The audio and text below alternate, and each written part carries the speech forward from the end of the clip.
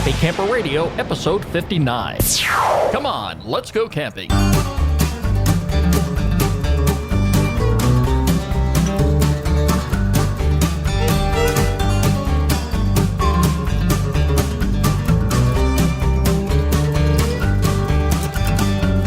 This is the Happy Camper Radio Show. Good to be back with you once again. I'm Skip. I am a happy camper. And no doubt about it, my friends, you can be a happy camper too. I don't know about this weather we've been having, Daniel. This is not great camping weather, is it? No, it's not. It was a pretty crappy weekend, I have to admit. Yeah. I got one day off this week, and that was Sunday, and it rained all day long. Isn't that the truth? Mm-hmm. You know, it's not one of those weekends where you really wanted to go camping. Oh, yeah. And if you're an outdoor person like myself and like you are, I mean, you really couldn't work out in the yard. No. You know, you couldn't mow grass. I know I've caught you mowing grass at midnight out there before with the spotlights on. Yeah, okay, but, it wasn't midnight. It was late, but, you know, it was done. late, Daniel. I was in bed. Well, if you when I heard that lawnmower going, I'm saying, who is cutting logs or doing what? And I look out in the back window. Yep, there you are out there mowing grass. Well, if you did it, I wouldn't have to. Come on, Skip. Well, dream on, pal. Dream on, pal. It's not going to work. Wow. Daniel, let's go ahead and get our campfire lit here because, you know, it is a little on the chilly side. It is. Yes, and doesn't feel like May. Hey, we've got a lot to talk about today on the show. Hey, we've got quite a few shout-outs here, some newcomers to the program. Yeah, let's say hello, first of all, Daniel, to Night Owl Gear from El Dorado Hills, California. They added us to circles on Google Plus this week. To VW Camper Hire in Suffolk, United Kingdom. All right. And let's see who else we have here. We have Gabor Kostler of Dombovar, Hungary. Ooh. Going overseas. Yay. All right. Hey, and we have a special shout out, Daniel. I got a fantastic Facebook fantastic Facebook post. All right, this week from Will Mixon and his son Jackson Mixon, and they are going to be going camping for the very first time. It is a father and son camp out. Can you believe that? Yeah, that's cool. How are they going in a tent? Are they doing a tent thing? You know, according to what Will was explaining to me on the Facebook page, he never really went camping as a kid, never went camping as a young adult. But he now is going camping, him and his son, for the very first time, and they're going to be doing that this month. And, I am all excited for them. I really am, Daniel. And we'll definitely stay in touch with Daniel and I here at the show because, it's stories like that that really get us pumped up and get us excited about moving on to the next episode. So, hey, camping is what it's all about, and like I say, Daniel, camping is all we talk about here on the program. That's true. Yeah. Daniel, I understand. Uh-huh. All right, you've been in touch with the guys at Frog Pants again. Oh, yeah. All right, what's this about? I did that show that you have on the website. Yeah. And then ever since that show, they can't stop talking about me. I wonder why.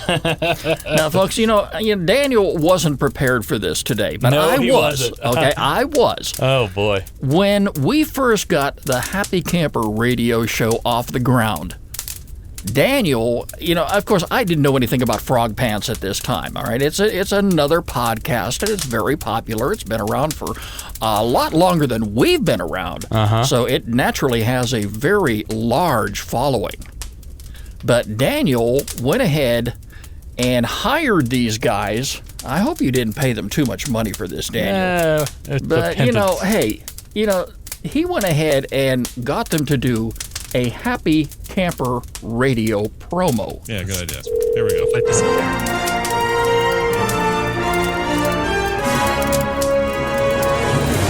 It's Stump a Trek Nerd, and it's brought to you by... Do you like camping? Do you like gladiator movies? No. Do you like camping? Then listen to the Happy Camper Radio podcast. It's making It's me making my neighbor's boring podcast fun. This guy is Ron Swanson in the flesh. Feel free to troll him with goofy questions on his call-in line. It's all in good fun, or don't listen. Actually, I don't want anyone to listen to it. But seriously, at least troll him and tell him you're a liberal. Oh, perfect. Real life Ron Swanson. That sounds good to me. Thanks a lot, pal. Yeah, hey, just the truth, buddy. I'm telling you. Wow, I can't believe you did that. That's awesome. Yeah, I've got another one that's coming up, too.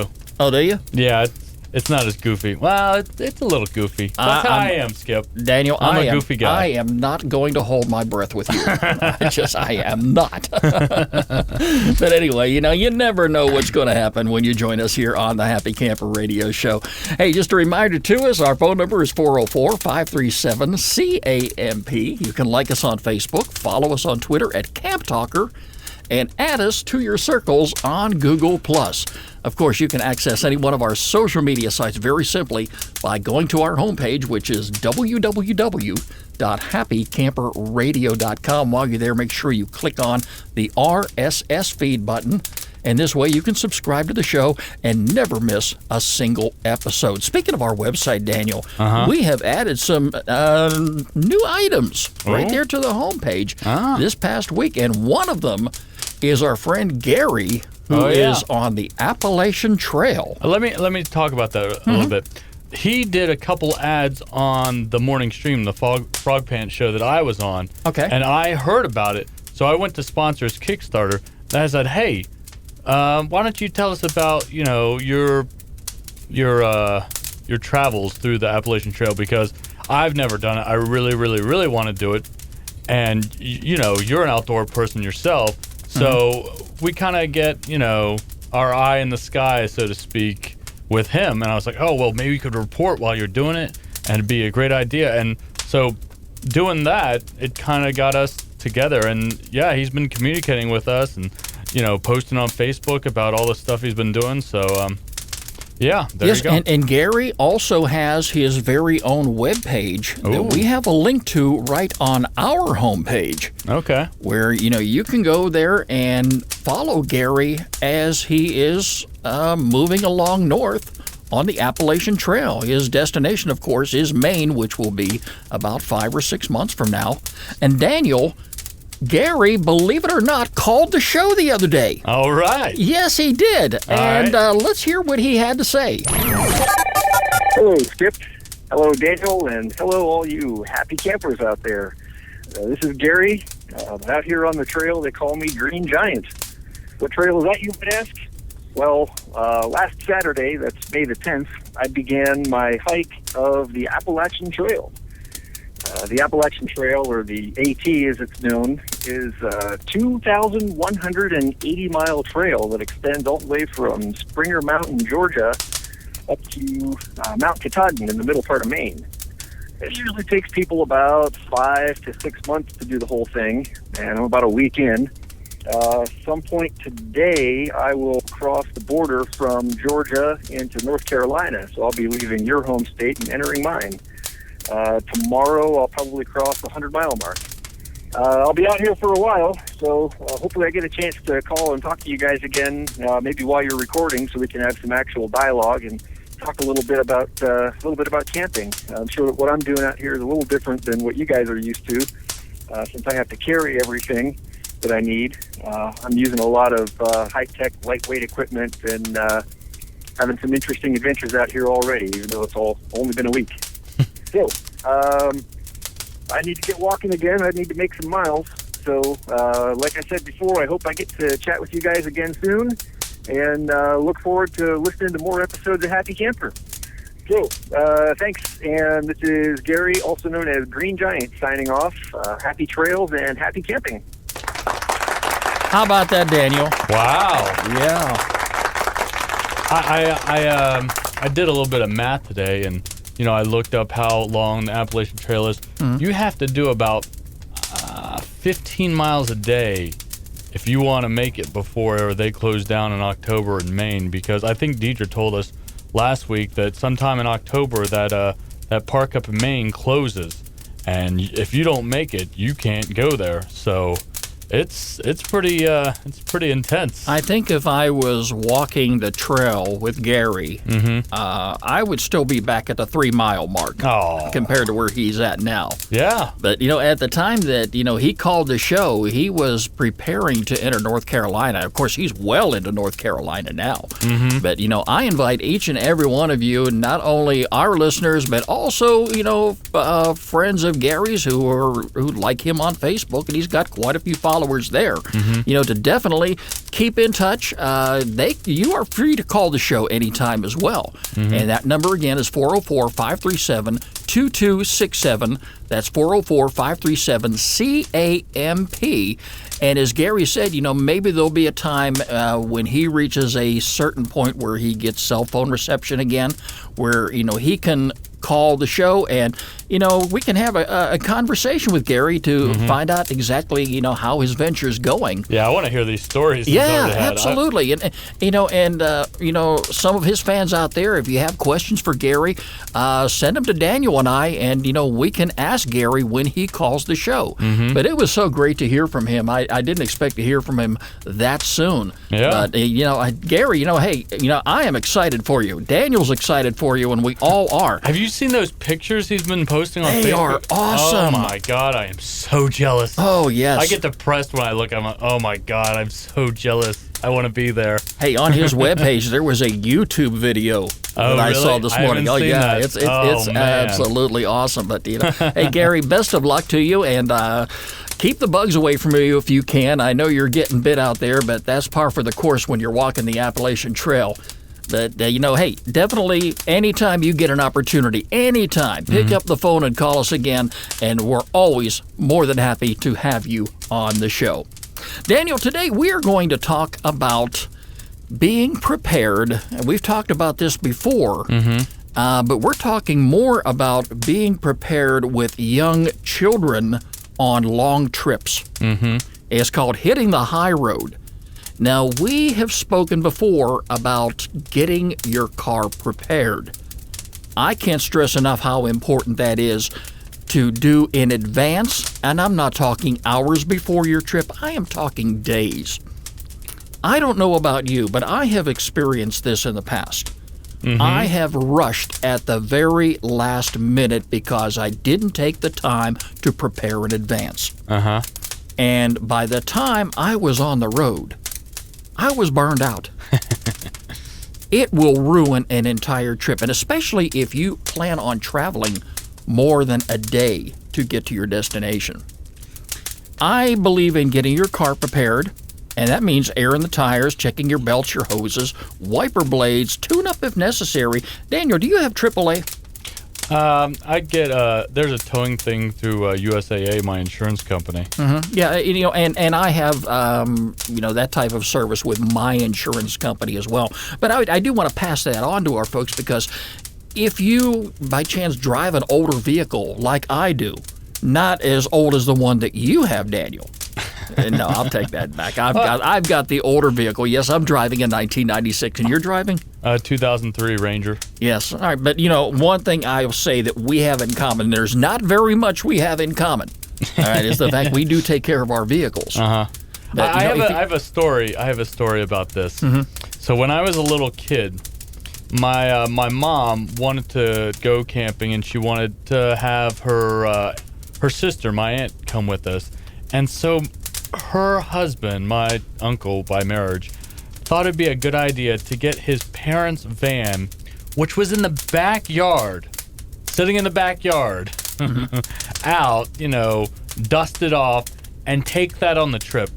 We were in the mountains somewhere, and they broke down, and we had to wait for a tow company to come out, and I think we had to go to a gas station, call for, because this was back in the 80s. We had to call for a tow truck, and it was miserable. It was in the summertime. We were in a little Honda Civic wagon, waiting, because we didn't want to leave them behind. Waiting, and my dad was up the wall. He was like, how do you bring a car that was sitting in your backyard for 2-3 years and just bring it out and think it's ready to go? So it's so funny when you're talking about that. Well, Daniel, that, if you're that type of a person that you're not going to be prepared in advance, you're going to be stressed out. There's no question about it. I say don't wait till the last minute to get this done. And one other thing is very important too. Before you go on any long trip, make sure you are well rested. That is so important. If you're anyone like myself and you work several months in advance of a vacation and your vacation rolls around and you are rushing at the last moment to get prepared, to get everything you need for your trip, and you're going to be taking a long trip. I'm not talking about one trip that's going to take you from point A to point B in 4 hours. Maybe one that's going to take you from point A to point B in 28 hours. All right, you want to be well rested for that. All right, so you want to begin making your preparations weeks in advance. Try to maintain your normal sleep pattern in the process. So, if you start planning now for a trip, say you have coming up in a month from today, you're going to be just fine. And you will take full advantage of that time off to enjoy it with your family and friends, whoever you're going camping with. Well, I think what we like to do, we like to get everything packed up the night before, get everything done, pop up, hooked up and everything, and then go to sleep, wake up, get in the car, and leave. I think that's the best way to do it. We like to start early. As long as you don't do it all at the last minute, because that will burn you out. Yeah. All right. You need to establish a departure time, just like you were saying, and stick with that. Now, here's some things you want to consider if you're traveling with young kids. If your kids sleep well in the car, if they are sound sleepers, you may want to consider traveling at night. Because if they are awake, what are you going to get, Daniel, after about 2 to 3 hours on the road? Are we there yet? Oh, That's yeah. what iPads are for, Skip. Come on now. This is in the 80s. It's a lot better now. Just give me a computer. Daniel, I did that. My kids did that.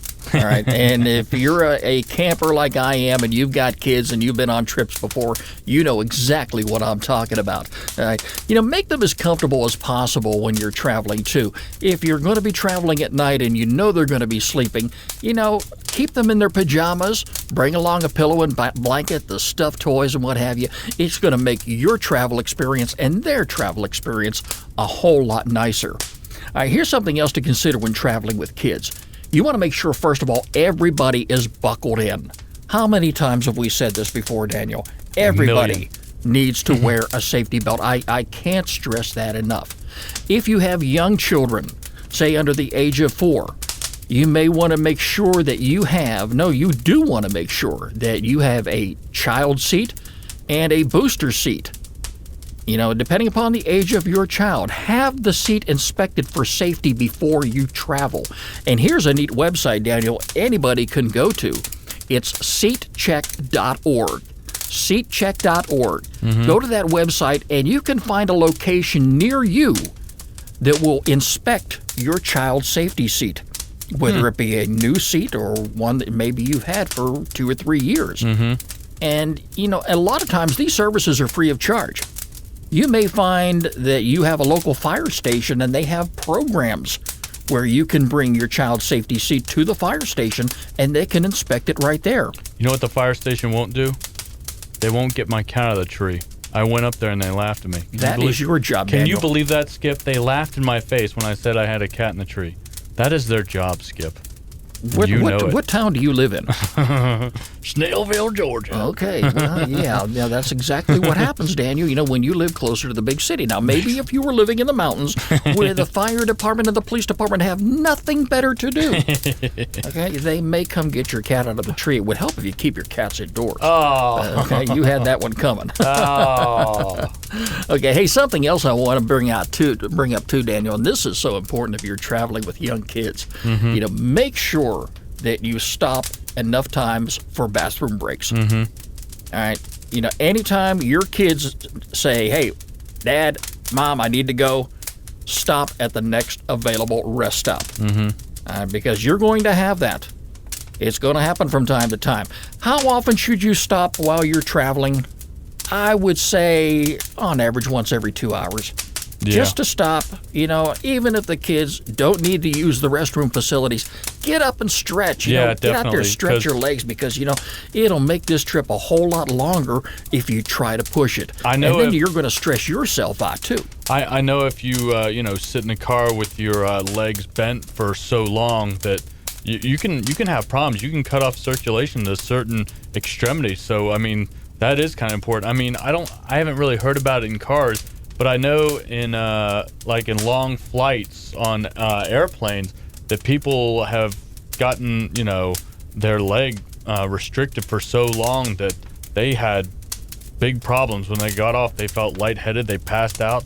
I think some people have, died because of that, because they never got up because, they didn't really think about it. I don't know how you put up with it sitting in that mail truck every day. Yeah, it is rough. I can imagine. Daniel, every 2 hours you need to get up and stretch your legs. Yeah, that's true. They tell us that too. Yeah, good. I'm glad that the government is teaching you something. Yeah. They also tell us to hurry up. Hey, something else you need to consider also, and a lot of these restrooms, a lot of these rest stops along the interstates, at least the ones that I have encountered over my years in the travel, Daniel, they are very well maintained. Mm-hmm. They have people that are there working around the clock. Somebody is there cleaning up the restrooms, making sure that they are as spotless as they possibly can be. But, every now and then you're going to run across a facility, that probably needs a little bit of attention. And that's why I would also encourage, if you've got kids, and you plan on stopping at a rest stop, just be prepared in the event. Bring an extra roll of toilet paper with you in case they're out. Mm-hmm. There's always that possibility. And it never hurts to maybe bring along some disinfectant wipes or possibly some seat protectors, because you want to make sure that everything is disinfected as it possibly can be. Here's something else you want to do too. Make sure that you have plenty of games to bring along for the kids. Something to keep them occupied. Or an iPad. Daniel, we're talking about long trips here. Right. We're not talking about your average 2 to 3 hour trip to a campground, simple weekend getaway. There are some destinations that people target, some places they want to go that's not very close to home. And, some vacations may last longer than a week. Right. And those type of vacations, it's people were going to drive a distance to get there. So, we're talking about those type of trips where you're going to be traveling with your kids for long distances. Again, make sure that you obey the traffic laws. I've talked extensively about this. Stay within the speed limit. And there are some states, including Georgia, Daniel, and, and maybe not too many people are familiar with these new laws. But there are some states that now have what are called move-over laws. Mm-hmm. And what these basically are is laws that say if emergency vehicles are parked over in the right-hand side of the road, over on, not in the roadway, in the emergency lane, if you want to call it that, and they have their emergency lights on, and you see that emergency situation approaching, you need to move over a lane for the protection of the people who are stopped, as well as law enforcement or any of the EMS people who may be off to the side of the road providing assistance. Well, I know about the speed limit thing. I know when you're hauling a trailer or something, I don't think you want to go higher than 60. The speed limit might be 70, but I don't think you want to go any faster than 60 because of that extra weight that you have on there. Sure. And it's just like, really whenever you have to slow down, especially if you have to slow down suddenly, you've got all that weight, that you've got to factor in also. But definitely make sure that you are aware of those move-over laws, and please watch out for, the emergency personnel, police, fire, EMS, who may be assisting on the side of the road. All right, keep your cell phone charged. Make sure you have emergency numbers with you.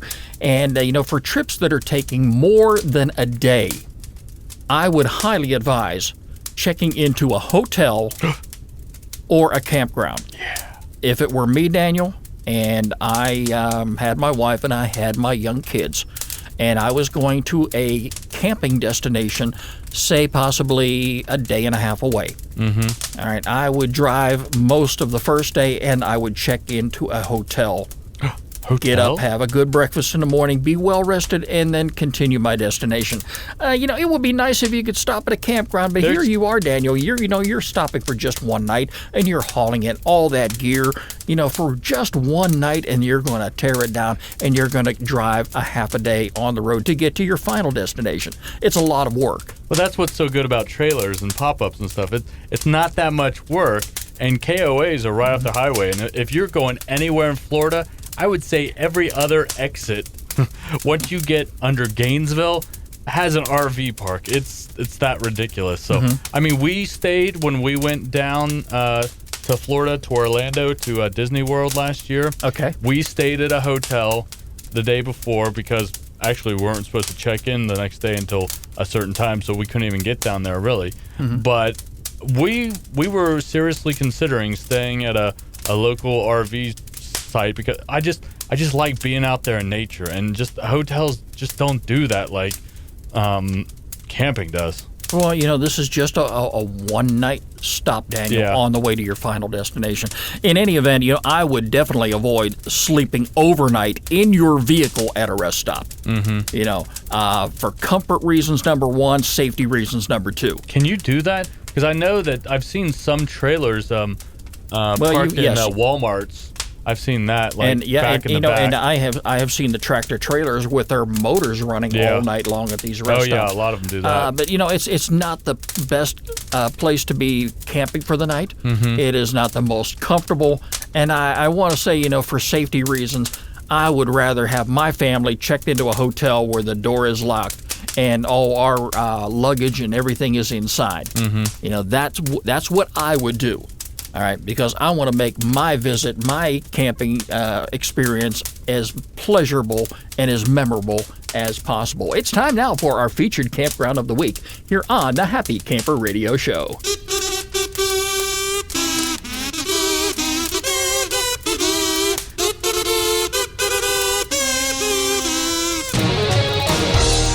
Daniel, we are going to the state of North Dakota. Woo! And I've got a campground here that's open now through September 30th of this year. It is Eggert's Landing.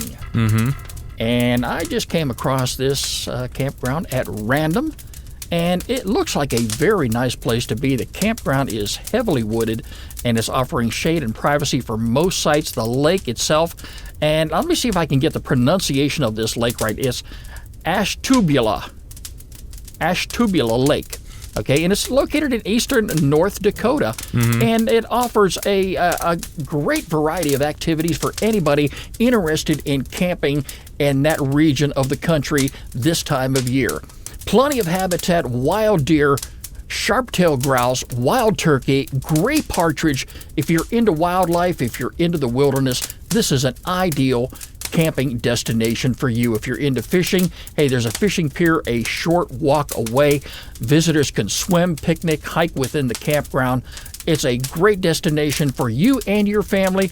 Check out the information here on the website under our featured campground button. Some of the things you know before you go, definitely make sure that you purchase your firewood locally. No outside firewood is permitted because of the invasive insects.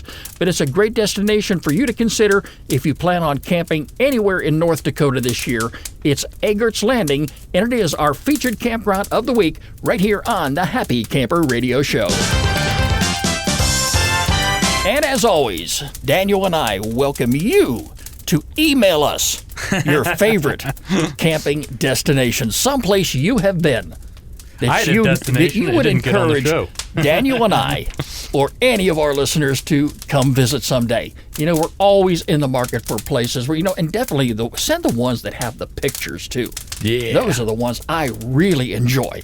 So if you have a camping destination that you would like for us to feature on the program, get in touch with me. Skip, SKIP, at happycamperradio.com or Daniel at happycamperradio.com. And by all means, make sure you send a link to the campground website so we can feature it on our homepage where it says Featured Campground of the Week. Interesting show today, Daniel. Yeah. We had a lot to talk about. And we've got another great show coming up here again. in about a week from now. Like clockwork. Hey, I'm looking forward to it. Oh, yeah. But anyway, hey, make sure you catch us online anytime at www.happycamperradio.com. You can like us on Facebook at facebook.com/happycamperradio. Follow us on Twitter at Camp Talker. And by all means, add us to your circles on Google+. The Happy Camper Radio Show is a presentation of Skip Huber Productions. I'm Skip. I am a happy camper. Daniel's a happy camper. Woo! And yes, my friends, you can be a happy camper too. Thanks for joining us. We'll catch you next week. This is Happy Camper Radio.